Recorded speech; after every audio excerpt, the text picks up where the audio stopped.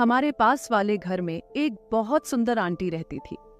वह इतनी गौरी और खुश मिजाज थी कि मैं जब भी उसे देखता तो मेरा दिल धड़कने लगता।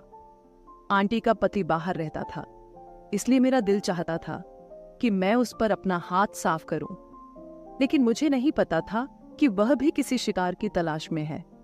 एक दिन मैं गली से गुजर रहा था कि उसने मुझे किसी काम से अपने घर में बुलाया। मैं घर में दाखिल हुआ तो उसने मुझे एक कमरे में बिठा दिया। मैं चुपचाप कमरे में जाकर बैठ गया। थोड़ी देर बाद जब आंटी कमरे में आई तो उसने नाइटी पहन रखी थी। उसे देखकर मेरे होश उड़ गए। मैंने उसे काम का पूछा तो वह कहने लगी। यह सुनकर मेरे दिल में लड्डू फूटने लगे। फिर पूरा दिन उसके साथ। मेरा नाम राज है, मेरी उम्र 20 साल है। हमारे घर के पास वाले घर में एक आंटी रहती थी जिसका पति अक्सर घर से बाहर रहता था। वह आंटी घर में अकेली रहती थी। एक बार ऐसा हुआ कि उस आंटी ने मुझे अपने घर किसी काम से बुलाया। मोहल्ले की अक्सर औरतें मुझे अपने घर की कोई चीज लाने के लिए बुलाया करती थीं। मैं भी उनके काम कर दिया करता था।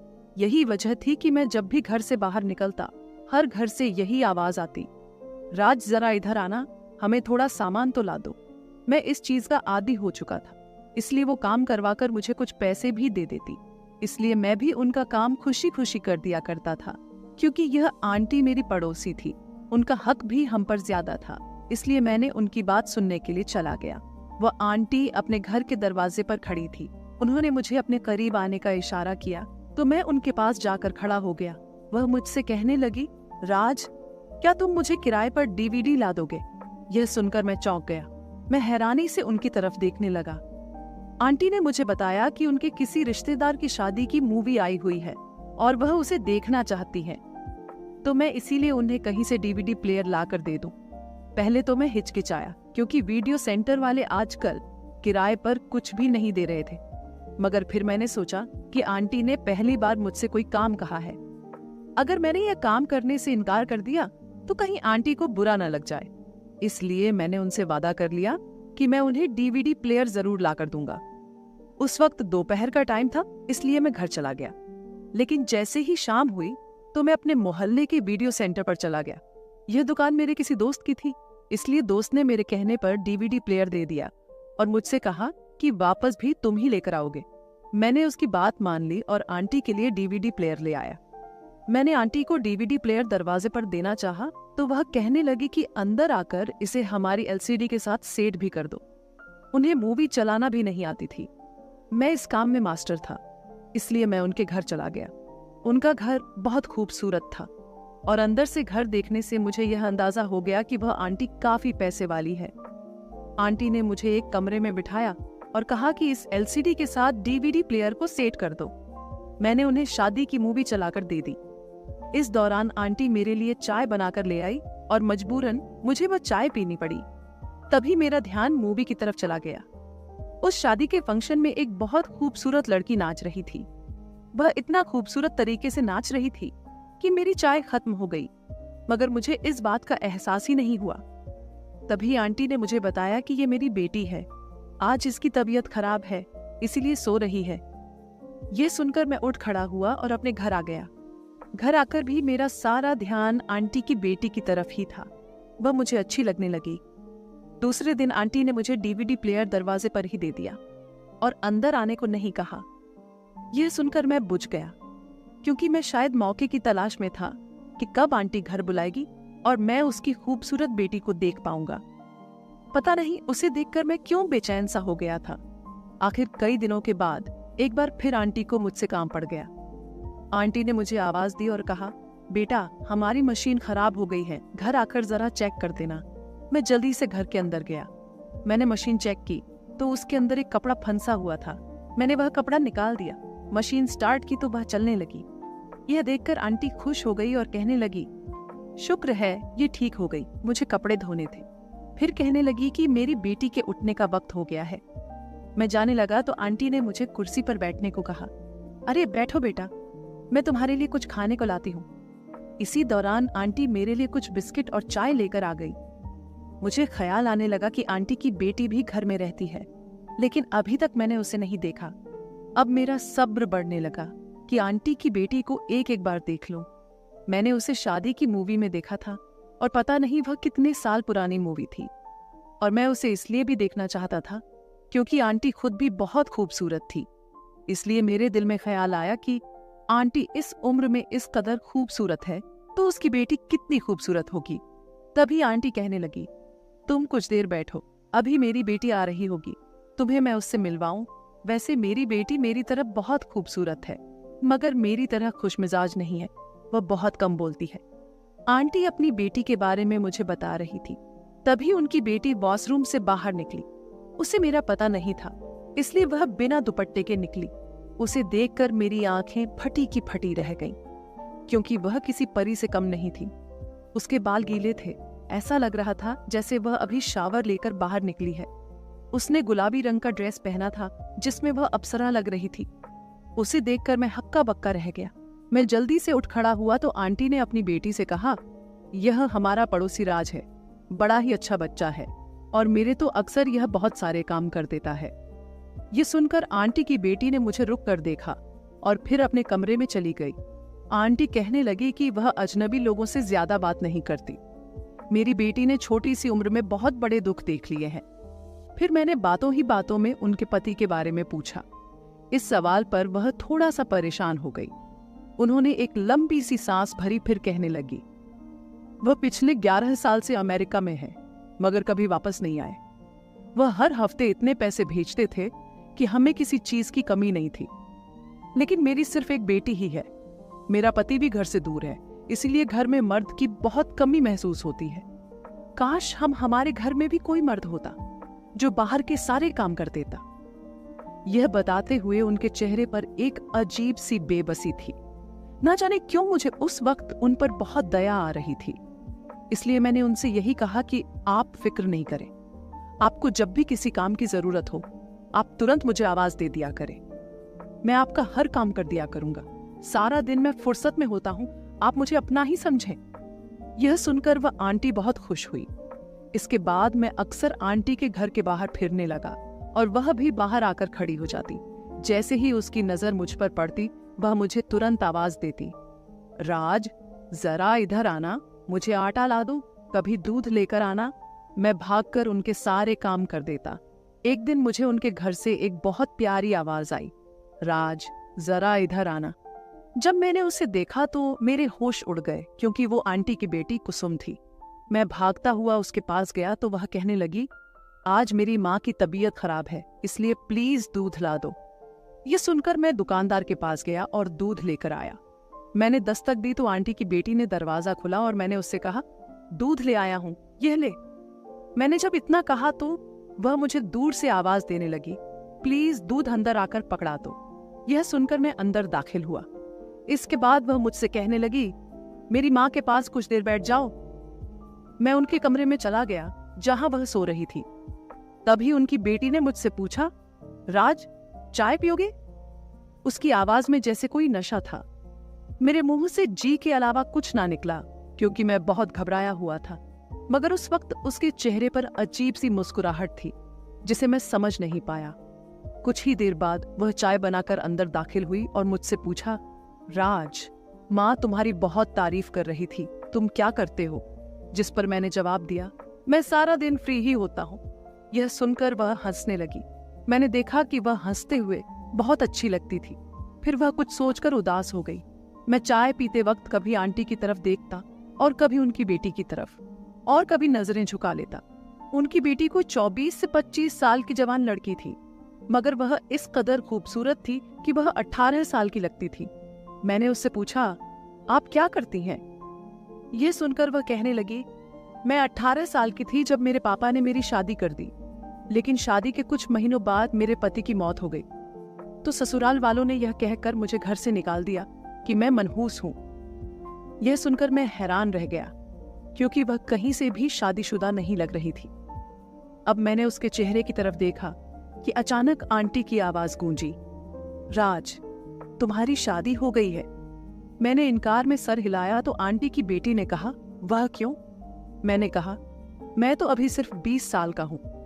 यह सुनकर वह कहने लगी, आजकल के लड़के तो 18 साल की उम्र में भी शादी कर लेते हैं। यह सुनकर मैंने कहा, मेरा कोई काम धंधा नहीं है, ऐसे में मुझसे कौन शादी करेगा। यह सुनकर आंटी की बेटी खामोश हो गई। इस दिन के बाद मैं किसी न किसी बहाने उनके घर चला जाता था। आंटी भी मुझे अंदर आने से मना नहीं करती थी और अब उनकी बेटी भी मेरे साथ बिना झिझक बात करती थी। एक दिन वह मुझसे कहने लगी, राज, तुम कब तक मोहल्ले वालों के काम किया करोगे? तुम कोई काम धंधा क्यों नहीं करते ताकि तुम्हारी शादी हो? ये सुनकर मैंने उसे कहा कि काम धंधे के लिए बहुत सारे पैसे चाहिए जो कि मेरे पास नहीं है। जिस पर वह कहने लगी, तुम कौन सा काम करना चाहते हो? मैंने कहा, मैं अमेरिका जाना चाहता हूं, मगर मेरे पास टिकट और वीजा के लिए पैसे नहीं हैं। यह सुनकर उसने मेरा हाथ पकड़ा और अपने कमरे में ले गई। उसने अपना कुछ पुराना जेवर कमरे से निकाला और मेरे हाथ पर रख दिया और कहने लगी, यह मेरी शादी का जेवर है जो मेरी माँ ने मुझे दिया था। यह अब मेरे किसी काम का नहीं है। शायद यह मेरी किस्मत में नहीं था। तुम यह बेचकर पैसे ले लो, शायद इससे तुम्हारा काम चल जाएगा। यह सुनकर मैं डर गया और उससे कहा, नहीं, मैं यह नहीं ले सकता। मैं तुरंत अपने घर आ गया और बिस्तर में आकर लेट गया। मैं मोहल्ले का गरीब लड़का था, जबकि वह एक अमीर लड़की थी। मेरे माँ बाप गुजर चुके थे, इसलिए मैं मोहल्ले वालों के काम कर दिया करता था। इस वजह से कोई और काम भी नहीं कर सकता था। लोग भी मुझे काम के बदले पैसे दे दिया करते थे। मेरा गुजारा अच्छा हो जाता था। मैंने अभी तक शादी नहीं की थी। सारा दिन मोहल्ले में आवारा फिरता और आंटी के घर भी अक्सर चला जाया करता था। मैं आईडी कार्ड पर अपनी उम्र 2 साल ज्यादा करके दुबई जाना चाहता था, मगर मेरे पास पैसे नहीं थे। आज न जाने क्यों आंटी की बेटी ने मुझसे हंसी बात कह दी थी। हमें मिले हुए इतना समय भी नहीं हुआ था कि वह मुझ पर इतना एहसान कर सके। मैं बिस्तर पर लेटा यही सोच रहा था कि ना जाने उसे मुझ पर इतना तबार कैसे आ गया। अगले 2 दिन तक मैं उनके घर के पास से नहीं गुजरा। ना जाने यह डर था या शर्मिंदगी, लेकिन तीसरे दिन आंटी मेरे घर आ गई। शायद वह अपने घर में बैठे बैठे बोर हो रही थी, तो इसलिए मेरे घर चली आई। मैं भागकर किचन में गया और आंटी के लिए चाय बनाने लगा, जिस पर आंटी मुझसे कहने लगी, 2 दिन हो गए, तुम हमारे घर क्यों नहीं आए?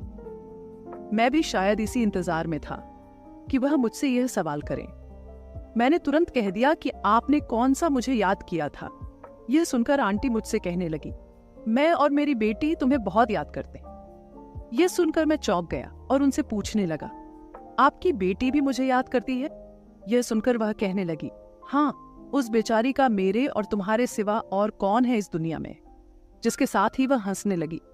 तुम दिल के बहुत अच्छे हो, इसलिए हम तुम्हारे साथ अपने दिल की बात कर लेते हैं, वरना वह तो अंदर से बुरी तरह टूट चुकी है। मैंने उसके बाप से बहुत बार कहा है कि उसके लिए कोई और अच्छा सा रिश्ता तलाश कर दे। कब तक घर में ऐसे ही पड़ी रहेगी? आंटी के मुंह से उनकी बेटी की दूसरी शादी का सुनकर मैं चौंक गया। क्या आप अपनी बेटी की दूसरी शादी करना चाहती हैं? ये सुनकर आंटी कहने लगी, हाँ बिल्कुल, वह जवान है, खूबसूरत है, इसके अलावा उसमें क्या कमी है? बस किस्मत ने उसे बेचारी को ससुराल से यूं निकाल दिया। कोई अच्छा लड़का मेरी बेटी का हाथ मांगेगा तो मैं फौरन हाँ कर दूंगी। यह सुनकर मैं आंटी के करीब जाकर बैठा और उनसे पूछा, आपको अपनी बेटी के लिए कैसा लड़का पसंद है? आंटी मेरे सवाल पर कहने लगी, बस शरीफ हो और अच्छा कमाता हो, क्योंकि हमारी बेटी हमारे घर में भी ऐश करती है, इसलिए मैं चाहती हूँ कि वह अपने पति के घर भी ऐश करे, उसे कोई तकलीफ ना हो। यह सुनकर मैं चुप हो गया। सारी रात यही सोचता रहा कि मैं शरीफ तो बस हूँ, मगर मैं इतने सारे पैसे कहाँ से लाऊं कि आंटी अपनी बेटी का हाथ मेरे हाथ में रख दे। यही सोच से 2 दिन गुजर गए और मेरी मायूसी में इजाफा होने लगा। तभी मैंने सोचा कि मुझे आंटी की बेटी की बात मान लेनी चाहिए। अगर मैं उससे जेवर लेकर अमेरिका चला जाता हूँ और वहां दिन रात मेहनत करने के बाद अपना घर बना लेता हूँ, तो आंटी जरूर मुझे अपनी बेटी का रिश्ता जरूर दे देगी। इस ख्याल ने मुझे बहुत हिम्मत दी और मैं अगले दिन उनके घर चला गया। आंटी को नमस्ते करने के बाद मैं सीधा उनकी बेटी के कमरे में चला गया। वह भी बिस्तर पर लेटी हुई थी। उसे इस तरह देखकर मैंने नजरें चुरा लीं, लेकिन अब मैं वहां से नहीं जा सकता था, क्योंकि मुझे उससे जरूरी बात करनी थी। इसलिए मैं सोफे पर बैठ गया। वह मेरी तरफ देखकर कहने लगी, मैं तुमसे बहुत नाराज हूं, तुम इतने दिन हमारे घर क्यों नहीं आए? ये सुनकर मैंने कहा, मैं डर गया था। जिस पर वह हंसने लगी, क्यों, क्या तुम मुझसे डर गए थे? यह सुनकर मैं खामोश हो गया। वह अपने बिस्तर से उठी और सोफे पर आकर बैठ गई। मैं उसे अपने इतने करीब देखकर घबरा गया। मेरे माथे पर पसीना छूटने लगा। मैंने कभी ख्वाब में भी नहीं सोचा था कि वह मेरे इतना करीब आकर बैठ जाएगी।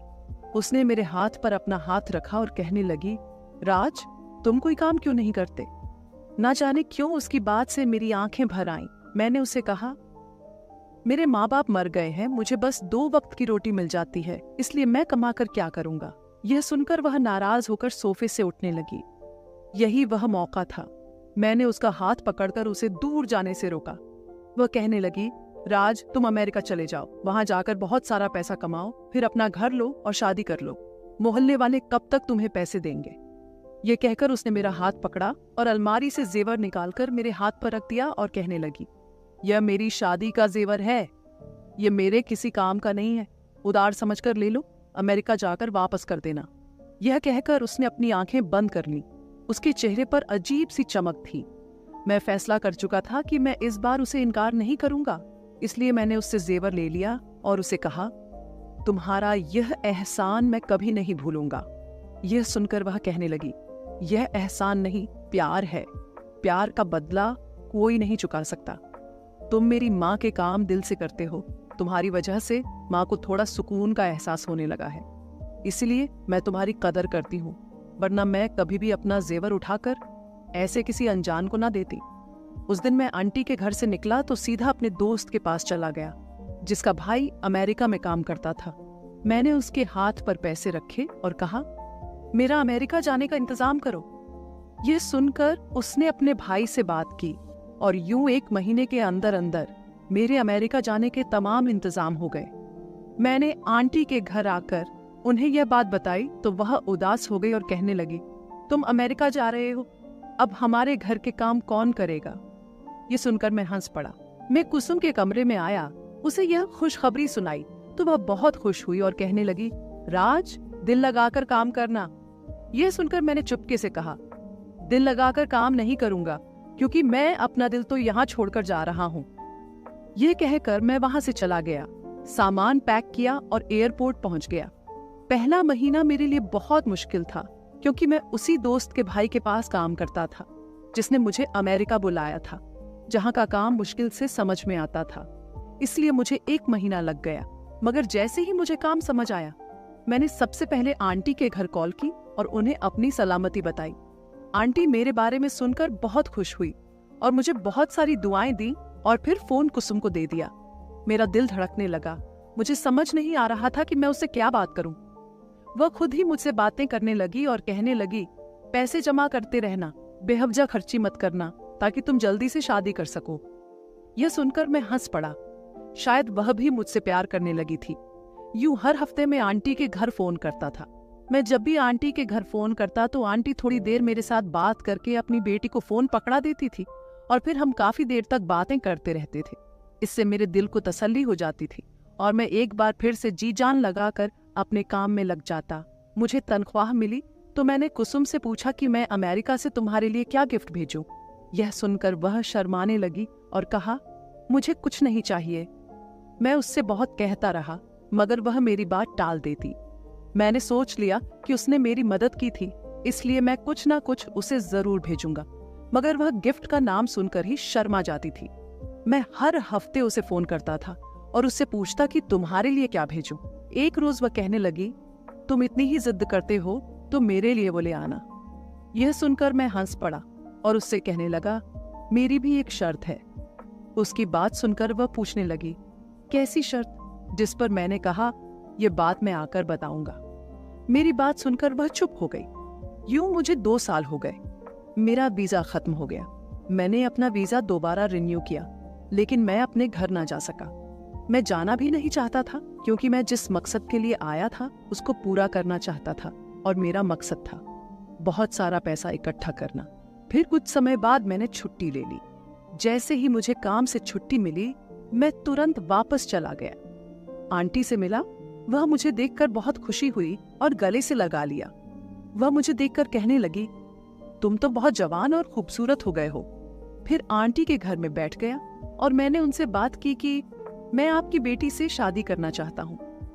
उन्हें मेरी बात सुनकर थोड़ी हैरानी जरूर हुई, मगर उन्हें मेरी बात पर ऐतराज नहीं था। लेकिन मेरा दिल उस वक्त टूट गया जब उनकी बेटी ने मेरे साथ शादी करने से इनकार कर दिया। वह कहने लगी, राज, तुम मुझसे बहुत साल छोटे हो। मुझे बहुत दुख हुआ। मैं सर झुकाए बैठा रहा क्योंकि मेरी सारी उम्मीदों पर पानी फिरता हुआ नजर आ रहा था। मैंने अपना बैग खोला और कुछ कपड़े जो मैंने आंटी और उसकी बेटी के लिए लेकर आया था उनके सामने रख दिए, जिसको उन्होंने खुशी से ले लिया। फिर मैंने जेब से पैसे निकाले और उसके हाथ पर रख दिए। वह कहने लगी, यह क्या है? मैंने कहा, यह वो रकम है जो तुमने मुझे जाने से पहले दी थी। इसके साथ मैंने उसका शुक्रिया भी अदा किया। उसने खामोशी से वह पैसे पकड़े और उठाकर अलमारी में रख दिए। मैंने उनसे इजाजत ली और घर आ गया। दिल तो कर रहा था कि अगले रोज ही वापसी का टिकट लूं और वापस अमेरिका चला जाऊं। वैसे भी अब मेरा कौन था यहाँ पर। रात का खाना खाने को भी जी नहीं कर रहा था। मैं खामोशी से जाकर अपने कमरे में लेट गया। सुबह हुई तो मोहल्ले वालों से मुलाकात हुई। वह कहने लगे, तुमने बहुत अच्छी किस्मत पाई है जो तुम इतनी जल्दी अपने पैरों पर खड़े हो गए। मगर मेरा दिल तो अंदर से बुझा हुआ था। मैं 1 हफ्ते की छुट्टी लेकर आया था, मगर 1 हफ्ते में ही वापसी की टिकट बुक करवा ली। जाने से पहले एक बार फिर किस्मत आजमाने का सोचा और आंटी से जाकर कहा कि किसी तरह अपनी बेटी को मना ले। मैं उम्र में छोटा हूं तो क्या हुआ, आपकी बेटी मेरे साथ बहुत खुश रहेगी। आंटी भी यही चाहती थी कि उसकी बेटी की शादी जल्दी से जल्दी हो जाए। आखिरकार मैंने और आंटी ने बहुत जोर लगाया और फिर कुसुम को हमारी बात मानना ही पड़ी। उसकी हाँ पर मेरी खुशी का ठिकाना ना रहा और यूं हमारी शादी हो गई। मुझे मेरा प्यार मिल गया और मैं उसे अपने साथ अमेरिका ले गया। अब मेरे पास एक अच्छी नौकरी और अपना घर है। मेरे 3 बच्चे हो चुके हैं और हम हंसी खुशी अपनी जिंदगी गुजार रहे हैं। तो दोस्तों, आपको ये कहानी